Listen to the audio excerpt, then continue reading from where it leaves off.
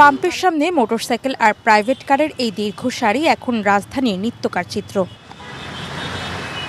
তীব্র গরমে রোদে পুড়ে ঘন্টার পর ঘন্টা অপেক্ষা করতে হচ্ছে চালকদের। কোনো ক্ষেত্রে এ অপেক্ষার সময় হচ্ছে আরও দীর্ঘ। এরপরও মিলছে না পর্যাপ্ত তেল, তাই ক্ষুব্ধ চালকরা। আমি তো রাইড শেয়ার করি, আমার একদিন চলে আর কি, পরের দিন আবার লাইন ধরতে হয়, 3 ঘন্টা 4 ঘন্টা চলে যায় আর কি। ভোর 5টার থেকে এখানে বসে আছি, লাইনে দাঁড়ায় আছি। 600 টাকা 5 লিটার পর্যন্ত দেয়, এর বেশি তো দিচ্ছে না। রাজধানীর কোনো কোনো ফিলিং স্টেশনে আবার মজুতের গাড়ি না আসায় বন্ধ জ্বালানি সরবরাহ।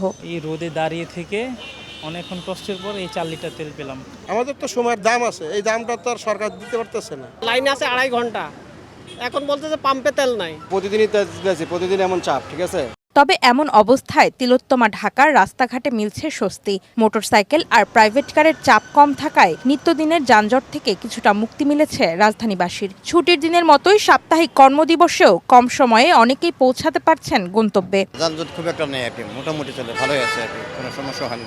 আগের চেয়ে একটু কম, আগে আরো বেশি ভিড় থাকতো, এখন মোটামুটি কম আছে, যার কারণে এখন মানুষ তাড়াতাড়ি গন্তব্যে পৌঁছাতে পারতেছে। এখন আগের তুলনায় রাস্তাঘাটে যানজট কম দেখা যাচ্ছে। পেট্রোল পাম্পের ভিড়ের কারণে রাস্তা এখন খুবই ক্লিয়ার, যে জায়গায় আধা ঘন্টা লাগতে যায় এখন 10 মিনিট 15 মিনিটে যাওয়া যায়। রাজধানীর রাস্তায় চলাচল এমনই স্বস্তিদায়ক হোক, এমনটাই প্রত্যাশা সকলের।